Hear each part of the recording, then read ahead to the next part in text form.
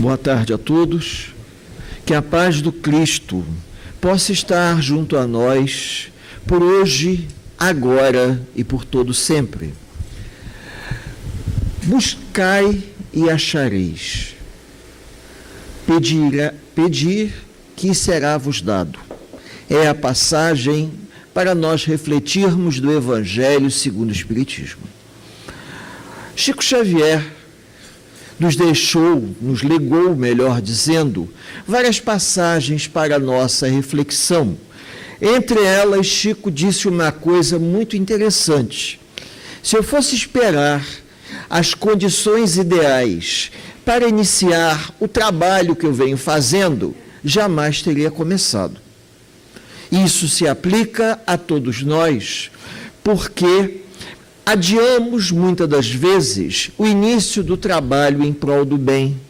Adiamos a prática do exercício da caridade, na esperança de encontrarmos um momento mais apropriado para iniciarmos uma tarefa que já poderíamos ter começado há muito tempo. Essa passagem do Evangelho nos traz à tona exatamente isso. Todos nós buscamos alguma coisa e, por intermédio das preces, rogamos aos benfeitores espirituais que nos assistem a possibilidade de recebermos uma ajuda, uma graça, se podemos dizer assim, de forma a encontrarmos, a recebermos um auxílio para conduzirmos a nossa vida da melhor forma que achamos que é o ideal. Porém, com o tempo, a vivência no mundo material, a oportunidade de convivência na casa espírita vai nos ensinando que, uma vez que estamos a caminho, devemos arregaçar as mangas e iniciar o nosso trabalho assistencial, educativo, de esclarecimento, consolador, serviço de atendimento a necessitados, porque as condições ideais talvez nunca venham a surgir, ou, até se elas vierem, será no decorrer da caminhada. Eu conheço várias pessoas que frequentam a casa espírita há bastante tempo, e quando são convidadas a saírem da assistência para se tornarem trabalhadores da seara do mestre, sempre dão uma desculpa, que não estão ainda devidamente preparados, ou esperam se aposentar para começar a fazer um trabalho edificante em prol do bem. E nós nos esquecemos que a resposta às nossas preces, ela tarda, mas ela não falta. É preferível esperarmos a resposta trabalhando do que de braços cruzados, até porque diariamente recebemos uma intercessão do mundo maior. E se nós estivermos atuando em prol do bem, esse processo intercessório vai se fazer de uma maneira muito mais objetiva, porque nós não estamos esperando de braços cruzados um milagre acontecer. Nós temos que trabalhar, vamos nos dispor a servir, vamos tentar fazer algo de útil, na esperança que os benfeitores espirituais possam abraçar a nossa causa, o nosso pedido, a nossa rogativa ou solicitação, de maneira a poderem interceder a nosso favor. Porque muitas das vezes o nosso pedido não tem nada de extraordinário, mas infelizmente, na contabilidade divina, não temos atitudes altruístas suficientes que contrabalancem dentro dessa contabilidade a nosso favor. Isso é um fato. Quando temos oportunidade de estudar as obras da codificação, ou melhor, até dizendo, as obras secundárias, como o grande trabalho que André Luiz nos legou, A Vida no Mundo Maior, nós observamos que muitos companheiros, encarnados e desencarnados, em prece, pedem uma intermediação para facilitarem alguma coisa que eles estão fazendo, ou até uma prece intercessória para alguém amigo nosso que precisa tanto de ajuda. É comum as pessoas chegarem na casa espírita trazendo um pedacinho de papel com o nome de um ente querido, encarnado ou até mesmo desencarnado, para ser colocado na caixinha de radiação e prece. E esses companheiros entram na listagem, se podemos dizer assim, dos nomes que os benfeitores espirituais da casa que nos acolhe vão socorrer. Porém, no processo de ajuda espiritual, muitos companheiros do mundo maior observam que aqueles pelos quais nós estamos intermediando não fazem nada para sair de onde se encontram. Assim como muitos de nós que buscamos através da prece a ajuda intercessória para a nossa dor moral, para a nossa dificuldade material, nós não fazemos nada, esperamos de braços cruzados. A ajuda vai vir, mas se nós fizéssemos por onde merecer, teríamos a nosso favor uma bagagem, um acúmulo, digamos assim, de atitudes positivas. Teríamos um mérito conquistado por esforço próprio, o qual, muitas das vezes, não temos por, infelizmente, estarmos tão apegados aos valores do mundo material que associamos o trabalho espiritual ao trabalho material dos homens. E dessa forma, sempre deixamos para amanhã o que já poderíamos estar fazendo desde ontem. E dessa forma, os benfeitores espirituais, eles vão avaliar o nosso grau de amadurecimento do senso moral, para ver até que ponto aquela ajuda realmente vai nos alavancar para a frente, ou vai nos deixar acorrentados ao passado. Ancorados, melhor dizendo, porque o indivíduo ancorado, ele se movimenta para um lado e para o outro ao sabor das ondas, mas ele não avança para a frente.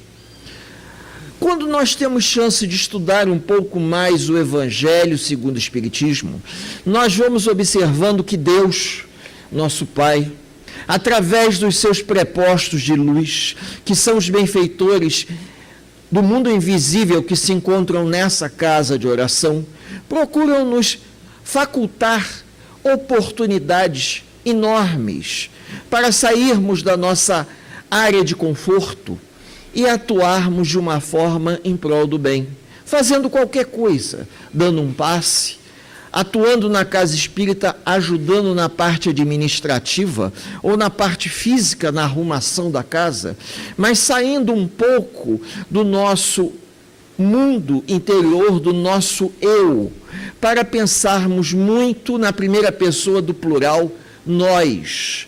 E quando isso acontece, essa mudança de foco, de visão de vida, aonde deixamos os nossos problemas de lado para pensarmos coletivamente na comunidade que nos recebe, uma grande mudança ocorre em nossas vidas, porque o peso que nós damos a determinadas coisas se modifica. E vamos observar que o problema que nos trouxe até aqui não é tão grande quanto do companheiro que muitas das vezes senta ao nosso lado na assistência, na fila de atendimento fraterno. Chico Xavier, através de exemplos dados, existe um livrinho chamado Inesquecível Chico, aonde dois companheiros de doutrina que frequentavam o Centro Espírita Luiz Gonzaga em Pedro Leopoldo anotaram depoimentos que Chico dava no trabalho de atendimento fraterno. Essas pessoas são de São Paulo, uma já desencarnou, a outra já está com uma idade avançada. eles iam até o Triângulo Mineiro assistir os estudos e o trabalho assistencial do Chico. E Chico, já conhecendo eles há bastante tempo, os convidava para ficarem juntos, próximos, para ouvirem as histórias e os depoimentos.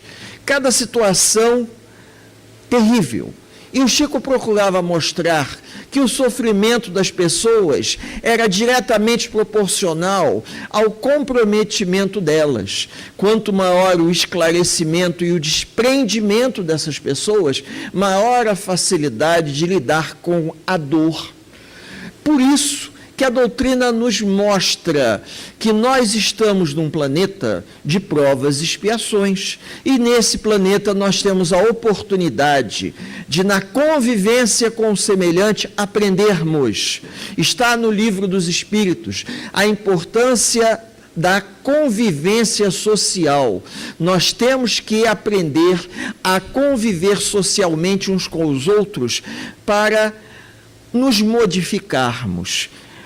Entendermos que somos espíritos comprometidos, que estamos encarnados num planeta de provas e expiações, numa sociedade bastante problemática, não precisa explicar muito, e a gente sabe perfeitamente que nós também temos que fazer a nossa parte.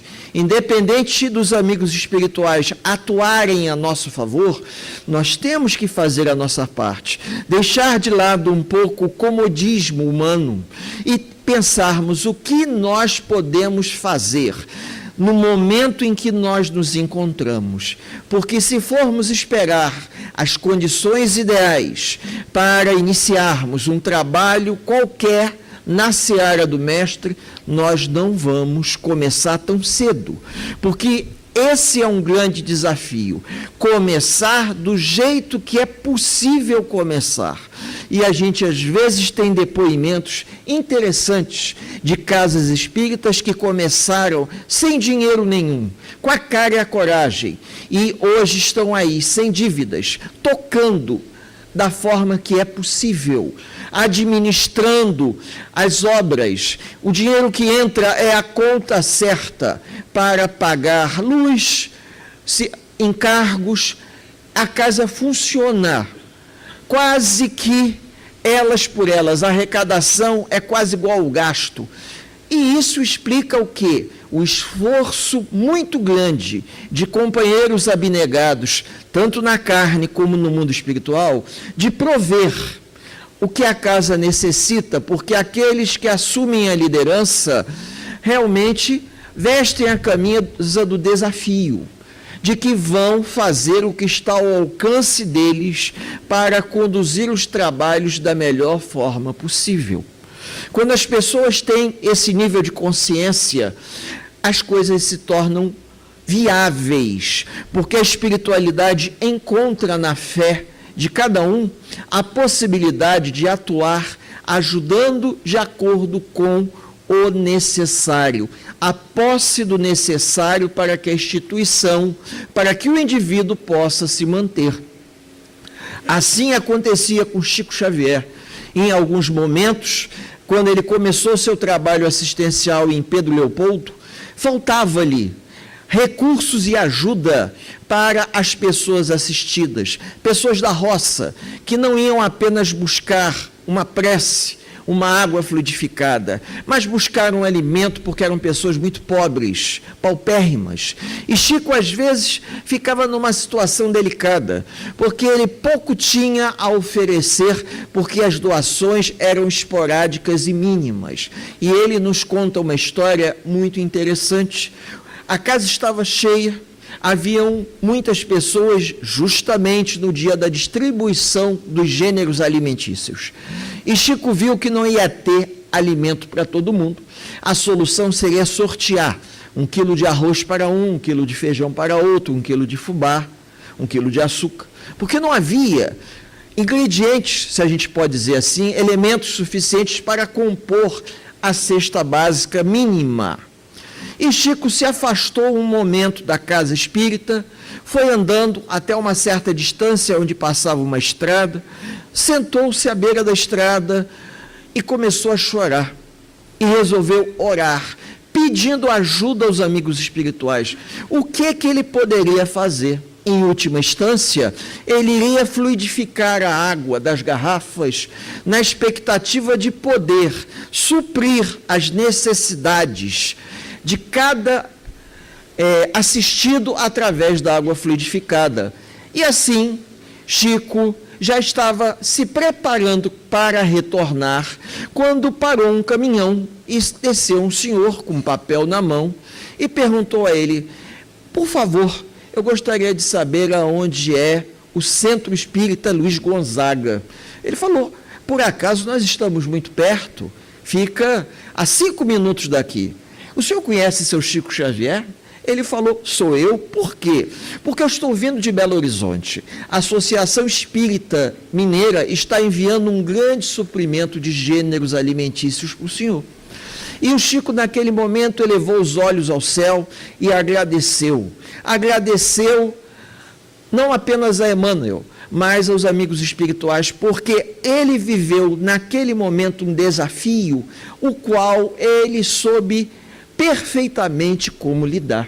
E às vezes a gente se surpreende, porque diante das dificuldades que nós enfrentamos, a solução vem não sobrando, mas na conta certa. Tivemos a oportunidade de, na convivência fraterna, com outros companheiros de casas, co-irmãs, narrarem histórias muito parecidas, aonde a Casa Espírita estava passando por um momento muito delicado e a arrecadação, as doações, não estavam atendendo à necessidade dos gastos da casa. Não que a casa tivesse grandes gastos, mas os gastos básicos. E esse companheiro nosso, que também já desencarnou, lá do estado de São Paulo, nos contou o seguinte, que ele ia sair de casa em direção à instituição, quando ele viu que não havia dinheiro em caixa suficiente para pagar a conta de luz, que vencia naquele dia ou no dia seguinte. Ele falou com ele mesmo, conversando, pensou o seguinte: eu vou pagar com o meu dinheiro, e à medida que as doações entrarem, eu cubro essa diferença, o que é muito comum nos trabalhadores da Casa Espírita. As pessoas que fazem parte da diretoria normalmente têm, de vez em quando, essa situação. É uma conta, alguma coisa, a luz queimou, não tem dinheiro em caixa, deixa que eu compro, depois a gente acerta. Isso é muito comum acontecer. E ele já estava prestes a sair de casa quando recebeu um telefonema de uma pessoa amiga que queria visitá-lo. E ele disse: olha, eu estou de saída para a Casa Espírita. Ela falou: me espera aí que eu estou indo aí, que eu quero conversar com você, não vou te prender muito tempo. Ele falou: tá bom, até uns 20 minutos eu posso aguardar. Ela chegou, começaram a conversar, e ela do nada virou para ele e disse assim: meu amigo, todas as vezes que eu precisei da sua ajuda e da Casa Espírita a qual você frequenta, vocês sempre me ajudaram. E hoje, que a minha vida está mais equilibrada, eu gostaria de algo fazer pela casa, que tanto me auxiliou. Na hora, veio na cabeça dele a conta de luz. E ele comentou com ela. Ela pegou um cheque, preencheu e deu para que ele, em forma de doação, para que ele pagasse a conta de luz. Eu achei interessante, porque quando a gente vai conversando com as pessoas, a gente vai vendo que se nós rogarmos dos amigos espirituais a ajuda necessária para resolvermos as nossas questões e não para atender às nossas infantilidades, a ajuda vem. Porque se nós pedirmos o necessário aos benfeitores espirituais, de maneira a eles nos auxiliarem diante das questões que a vida nos coloca, que a gente tenha perseverança, boa vontade, incentivo, eles vão nos ajudar. Agora, se nós formos rogar dos amigos espirituais em prece, mais do que o necessário, devido à nossa visão atrofiada do mundo material, eles vão pensar 2 vezes, porque eles estão para conosco como nós estamos para as crianças muito pequenas, que às vezes solicitam dos pais, das mães, dos avós, dos tios, dos padrinhos, algo que eles não precisam. E a gente, para acabar agradando, acaba dando. Os amigos espirituais não vão fazer isso, porque eles sabem que, se nós recebermos mais do que de fato nós necessitamos, nós não vamos ter a força de vontade de nos encaminharmos pela trilha difícil da renovação. Porque a reforma íntima, que todos nós sabemos que se faz necessária, ela não se faz de uma forma fácil. A renúncia é o ponto principal. Precisamos aprender a renunciar aos valores transitórios do mundo material, em favor dos valores espirituais. E com isso, a nossa prece, a nossa maneira de enxergar o Evangelho se modifica. Eu vou buscar no Evangelho a ajuda que eu necessito para superar os grandes obstáculos. Eu não vou pedir ajuda para ter vantagens materiais, conforto, luxo, coisas que não vão me ajudar. Nós não estamos nas famílias erradas. Reencarnamos aonde devemos estar. As dificuldades que surgem no nosso caminho são dificuldades para o nosso crescimento moral.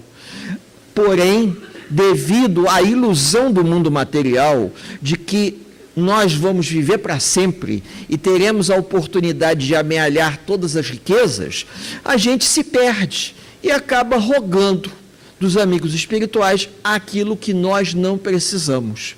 Porque numa casa espírita, quando os benfeitores percebem a maturidade dos trabalhadores, oferecem as oportunidades para que esses trabalhadores possam desenvolver as frentes de trabalho necessárias.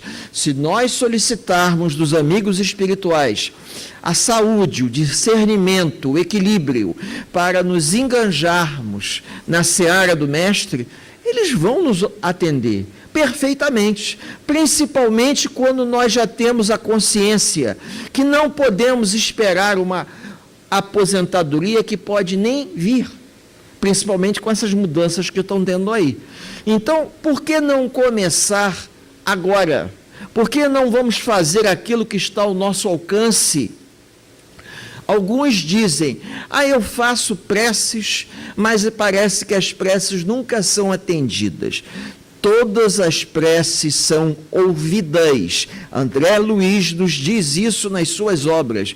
Porém, a resposta às nossas preces, ela é relativamente proporcional ao nível moral que carregamos nessas preces. Preces infantis, depende do tipo de prece infantil. Quando eu digo prece infantil, eu não estou dizendo uma prece feita por uma criança, uma prece feita por um espírito imaturo, porque nem toda criança é um indivíduo imaturo espiritualmente. E André Luiz nos conta isso, que eles estavam, não me lembro se é Missionários da Luz, eu tenho a ligeira desconfiança que é, aonde eles estavam reunidos para vir à Terra para fazer um trabalho assistencial. Era uma caravana de André Luiz junto com um grupo, quando de repente, das esferas mais elevadas, vem uma mensagem e um portador da mensagem que eles deveriam se deslocar para ajudar a uma senhora que estava prestes a desencarnar e ela precisava ainda permanecer encarnada. André Luiz, junto com um grupo, se deslocam, não para o Brasil, mas, se eu não me engano, para a Inglaterra. E na Inglaterra eles vão numa família protestante, isso na época da guerra, Segunda Guerra Mundial. E nessa família protestante, a avó estava muito doente, acamada. E André Luiz ficou curioso para saber quem havia feito a prece. Prece essa que atingiu níveis elevados e a espiritualidade do mais alto recorre a eles para eles intercederem o mais rápido possível. André Luiz ficou curioso. E o espírito que era responsável pela missão disse a ele: André, você vai ver já já quem fez a prece. Ele vai entrar pela porta. E quando o André Luiz se surpreende, entra pela porta um garoto de 4 anos. E André Luiz vira para o mentor do grupo e diz: ele fez a prece, e essa prece atingiu esferas mais elevadas? E o espírito diz: sim. Agora ele está numa condição de um corpo infantil, mas é um espírito antigo. Um espírito que tem um nível de maturidade do senso moral muito grande. E ele percebeu que se a avó desencarnasse, a tia que está prestes a ter uma menina, que futuramente virá a se casar com ele, não vai ser possível, porque a tia vai ficar tão abalada com a morte da mãe que ela vai ter um aborto espontâneo e vai perder a criança.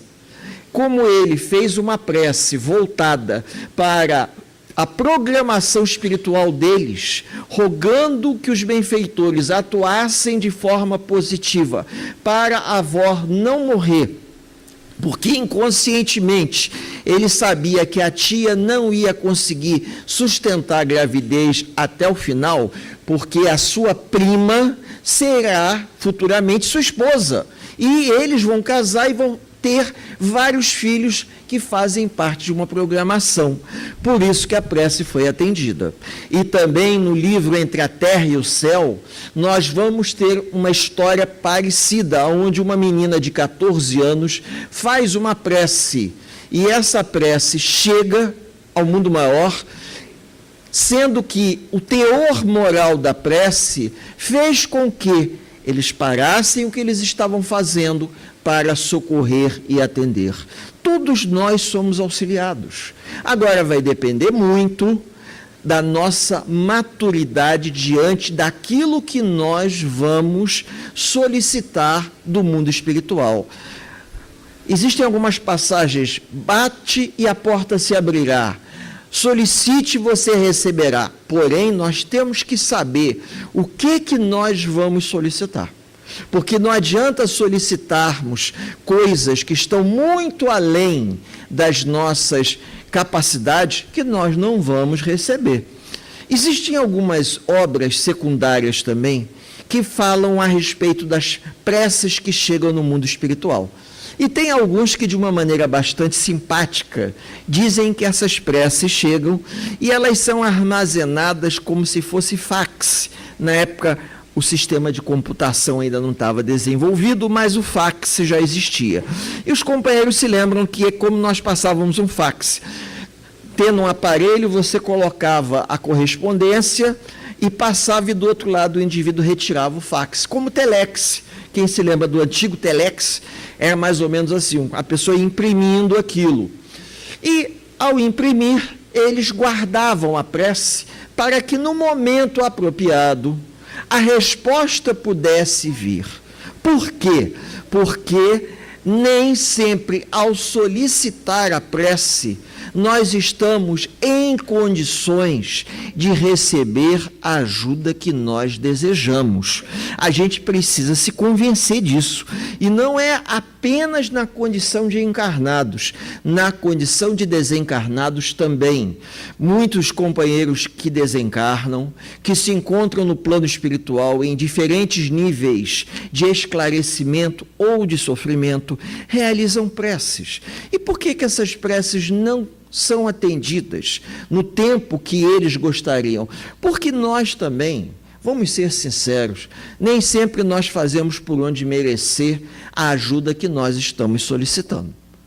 E isso daí, para os amigos desencarnados, é uma coisa real. Eles conseguem perceber, digamos assim, na transparência psíquica nossa ou na coloração psíquica que nós apresentamos, até que ponto estamos sendo realmente sinceros naquilo que estamos solicitando, independente de estarmos encarnados ou não. Como eu disse, André Luiz nos apresenta várias obras, que é aquela coleção No Mundo Maior, A Vida no Mundo Maior, e nós vamos ver que essas expedições socorristas vão até determinadas regiões provacionais, onde eles vão encontrar espíritos em sofrimento, mas fazendo prece. E André Luiz pergunta, mas eles estão solicitando ajuda? Aí o benfeitor vira e diz assim, mas eles ainda não estão preparados para serem ajudados, como nós que estamos aqui. Então não é apenas a leitura ao pé da letra do Evangelho, a gente precisa ler a observação que o Espírito da verdade nos oferece, de maneira a tentarmos trazer para a nossa vida pessoal, de forma a fazermos uma analogia, uma comparação entre aquilo que nós gostaríamos e aquilo que nós estamos recebendo. Os benfeitores espirituais, eles costumam dizer o seguinte: os encarnados recebem na proporção exata do que necessitam para conduzir a sua vida. Então, às vezes, a gente acha que está recebendo menos do que merecia. Isso é típico do encarnado, do ser humano. Acho que está intrínseco na condição de encarnados. A gente sempre gostaria de um pouco mais. E eu acredito que desencarnados também. Por quê? Eles não podem interferir no nosso processo reencarnatório, porque senão eles vão tirar de cada um de nós o mérito da conquista do esforço pessoal. Provavelmente deve ter algum professor aqui presente, ou aposentado ou na ativa, e pode ser testemunha que quando nós, na condição de professores atuantes em escolas públicas da vida, a gente às vezes, na hora que vai aplicar uma prova, um teste, existem aqueles alunos que nós temos uma simpatia muito grande e a gente percebe que o aluno está tendo uma dificuldade tremenda. Aí o aluno vem, nos mostra a prova para ver se ele está no caminho certo e a gente fica com uma vontade imensa de dizer para ele que sim. Mas não podemos, porque nós vamos estar interferindo no processo de amadurecimento dele. Só que, infelizmente, na condição de encarnados, a gente de vez em quando dá uma escorregada e acaba dando cola, não é verdade? E só que os benfeitores espirituais, eles não vão nos oferecer isso de mão beijada assim. Nós vamos ter que conquistar, através do mérito próprio, do esforço, da reforma íntima, da nossa mudança na nossa conduta mental. Não basta a conduta externa, na conduta mental, nós vamos ter que fazer por onde merecer a ajuda que solicitamos. Ah, mas alguém poderia dizer, mas não está escrito no Evangelho que basta você pedir que você vai obter? Está escrito. Mas para alcançarmos essa condição, teremos que ter uma elevação moral a qual nós não temos. Provavelmente um benfeitor espiritual dessa casa, se ele entrar em prece, rogando ajuda, vão surgir de todos os pontos que nos cercam companheiros desencarnados, trabalhadores do mundo invisível que vão se apresentar para auxiliá-lo, como a gente vê nas obras doutrinárias. E já tive chance de ouvir de companheiros desencarnados, através do trabalho espiritual de desobsessão, que quando fazemos uma prece sincera, vários companheiros, vários amigos desencarnados, vários espíritos simpáticos a nós, nos acodem naquele momento. Porém, devido às leis reencarnatórias, eles podem nos assistir, podem nos orientar, mas não podem interferir, por conta do livre-arbítrio. Pergunta do Livro dos Espíritos.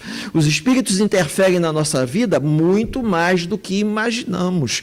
E por que eles não interferem mais diretamente? Eles até interferem, mas eles não podem ir contra ao nosso livre-arbítrio, porque senão eles vão estar indo contra o livre-arbítrio deles próprios, porque eles têm essa consciência. É muito comum uma pessoa dizer assim: eu estou colhendo aquilo que de errado eu fiz. Nós não colhemos nada de errado, porque, na verdade, quando nós vamos contra a lei de Deus, nós vamos sofrer a consequência da lei de Deus. Todos nós, talvez por uma má interpretação do Evangelho ou do Livro dos Espíritos, achamos que uma ação errada vai gerar uma consequência errada. Não é bem assim. Toda ação equivocada traz uma consequência, assim como uma ação positiva também traz. Então, se eu estou sofrendo a ação dos meus equívocos, é porque existe uma lei de ação e de reação. Mas eu não estou sendo penalizado pelo mundo espiritual, eu não estou sendo penalizado pelos companheiros do mundo invisível. Eu estou sofrendo a reação das ações equivocadas que eu tive. Se o amigo do plano espiritual ele tem consciência plena disso, ele não pode intervir. Vejam, é uma coisa delicada. No livro de André Luiz, eu sou assim fã de carteirinha do André Luiz, o livro Sexo e Destino, ele nos conta uma passagem muito interessante sobre isso, quando um companheiro desencarnado, que já havia amealhado ao longo de muitos anos trabalho e mérito em favor dele próprio, recorre aos benfeitores espirituais para poder se comunicar com uma mulher que havia sido sua filha aqui na Terra. E os mentores, tendo uma visão mais dinâmica da realidade, o advertiram: meu amigo, você tem mérito o suficiente para ter a sua solicitação atendida. Porém, não sei se será um momento apropriado, porque você está preparado para falar com ela, mas nós não sabemos se ela está preparada para falar com você. Isso nós temos que levar em conta. É uma via de mão dupla. Se toda prece que nós realizamos nos trouxesse a resposta na proporção exata que nós fazemos, nós nos tornaríamos pessoas muito mal acostumadas. Existe uma história que foi contada na nossa casa espírita, que eu posso compartilhar com os amigos, de uma mulher que ela desejava ser mãe. E durante muitos anos ela pediu ao Dr. Bezerra de Menezes que permitisse a ela engravidar e ter um filho. De tanto ela solicitar e de um trabalho tão bonito que ela fazia em prol dos necessitados, que Dr. Bezerra de Menezes permitiu. Mas como existia uma programação, como existia um comprometimento, essa mulher recebe um velho conhecido de vidas passadas, na condição de filho. Com o passar do tempo, ela percebe que esse filho não era uma criança igual às outras. Ele não falava, ele não brincava, era um menino extremamente acanhado, muito fechado nele próprio, como um autista, dentro do modelo que nós entendemos como autista. E esse menino era tão introspectivo que ela viu perfeitamente que ele não era uma criança normal. E com o passar do tempo, aquilo foi gerando uma mágoa, um ressentimento muito grande no coração daquela mulher.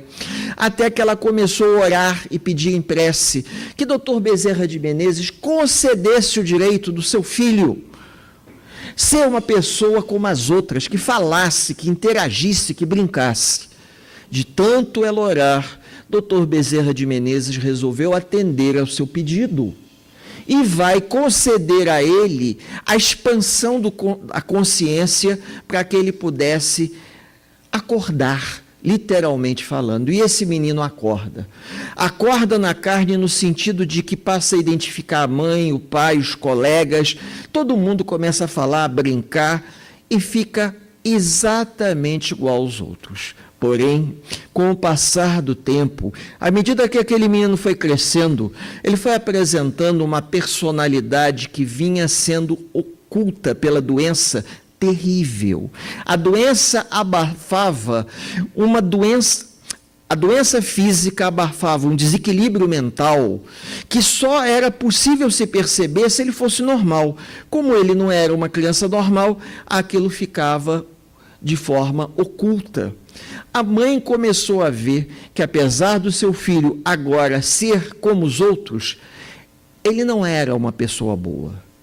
E ela se arrepende amargamente de ter pedido a Bezerra de Menezes que lhe concedesse aquela bênção, quando vê que seu filho era uma pessoa difícil, era uma criatura de má índole, que a doença era uma bênção, porque deu oportunidade para que ele retornasse à matéria, mas não exteriorizasse quem de fato ele era. O que vai acontecer? Essa mesma mãe entra em prece e durante semanas, provavelmente mais de um ano, ela rogava todo dia a Bezerra de Menezes que retirasse do seu filho aquilo que ele havia dado, a saúde. E com o passar do tempo, um estranho fenômeno aconteceu. O rapaz começou a regredir e voltou ao estágio anterior à doença, calado, quieto, mudo num canto. E a mãe percebeu que nem tudo aquilo que nós rogamos em prece é exatamente aquilo que nós devemos ter. É lógico que isso é uma história. Eu não sei se ela é verídica ou ela é contada pelos amigos espirituais, até para nós entendermos que, às vezes, nós solicitamos algo que não é o momento apropriado para nós termos. E isso vai nos dando chance de vivermos na carne, interagirmos com os amigos e entendermos a dimensão que representa pedir e obter. Muitos companheiros começaram praticamente do zero, obras que beneficiaram a várias pessoas, mas essas pessoas não tinham na ganância, no desejo de acumular riqueza, o seu ideal. Alguns aqui já devem ter ouvido falar em Padre Pio. Padre Pio, um padre italiano, que era um médium fabuloso, mas extremamente atormentado por causa de uma mediunidade, que desde a infância ele conversava com os espíritos e achava que estava conversando com os anjos, com os santos. Padre Pio é um dos indivíduos que se apresentou como Santo Antônio, como Eurípides Barçanufo, em 2 lugares ao mesmo tempo. Ele teve esse fenômeno de desdobramento. E o padre, devido à sua mediunidade, o seu magnetismo, isso no período antes da Segunda Guerra Mundial na Itália, ele vai conseguir ajuda, inclusive de banqueiros suíços ou alemães, auxílio financeiro para a construção da sua obra. Começou do zero praticamente, e estabeleceu uma obra para um hospital para ajudar a todos que necessitavam. E se a gente for pesquisar, é que a gente às vezes não se dá o trabalho de pesquisar, mas se a gente for fazendo uma pesquisa aprofundada, a gente descobre que existem pessoas que praticamente abriram mão da sua vida pessoal em favor dos outros e se dedicaram a um trabalho fabuloso. O nosso tempo já está quase no final, faltam acho que uns 5 minutinhos, não é isso? Tá? E me fez lembrar aqui um personagem que eu tive a oportunidade de conhecer, e eu acredito que alguém aqui deve ter conhecido no subúrbio carioca, do bairro de Bangu, na Rua Maravilha, na Ação Cristã Vicente Moretti, Aurino Costa. Aurino Costa foi um jovem que nasceu lá no bairro de Santíssimo, trabalhou até seus 14, 15 anos, né? Então ele começou a trabalhar muito cedo, como eletricista, e lá para os seus 16 anos ele teve um problema nos membros inferiores, que era uma paralisia deformante. As pernas dele secaram e os pés ficaram parecendo garras, assim, como se fosse pé de galinha, um negócio impressionante. E esse homem não tinha como se locomover, ficava em cima de uma cama o tempo inteiro. teve a oportunidade de conhecer Vicente Moretti, que era presidente de um centro espírita em Bangu. Vicente Moretti deu a ele uns livros e ele aproveitou para ler, já que ele não podia sair de cima de uma cama. Depois que deu o problema da paralisia deformante nas pernas dele, ele ficava em cima da cama direto. Começou a ler, se tornou espírita e descobriu que ele poderia não conseguir sair de cima da cama, mas isso não impedia ele de fazer alguma coisa em prol do bem. Vai fundar uma instituição para atender crianças excepcionais. Atualmente tem 44, 45 internos, lá na Rua Maravilha, em Bangu. Nós já tivemos oportunidade de visitar mais de uma vez. O Aurino já desencarnou, eu o conheci. Mas quando você conhece a vida de um homem como ele, que não é Chico Xavier, porque se a gente falar de Chico Xavier, de Valdo Pereira Franco, nós estamos falando assim de ícones, mas pessoas simples. Esse homem, em cima de uma cama, passou boa parte da sua vida, porque não tinha condições de sentar. A paralisia deformante impedia o movimento de articulação das pernas. Ele tomou uma decisão que eu acho que poucos de nós teríamos coragem de tomar. Ele descobriu que as pernas não serviam para nada e só atrapalhavam ele. Ele conversou com os médicos e programou a amputação das duas pernas, de maneira que, uma vez amputadas as pernas, ele poderia se sentar numa cadeira de roda. E foi assim que eu o conheci, sentado numa cadeira de roda no Centro Espírita Leon Denis e Bento Ribeiro, trabalhando em prol da instituição que ele criou. Quem não nos garante que esse homem em prece rogou diversas vezes ajuda?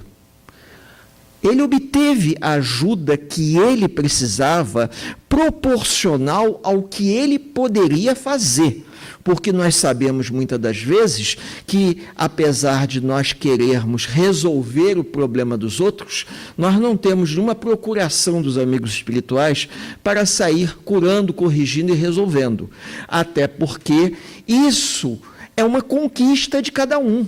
Se o próprio Cristo, quando esteve na Terra, curou vários, e às vezes a gente até coloca a pergunta, será que todos aqueles que Jesus curou ao longo de toda a sua trajetória permaneceram curados? Nós sabemos que não. O caso dos 11 leprosos, se eu não me engano, quando Cristo virou e disse para os apóstolos, mas não eram 11? Por que só um voltou para agradecer?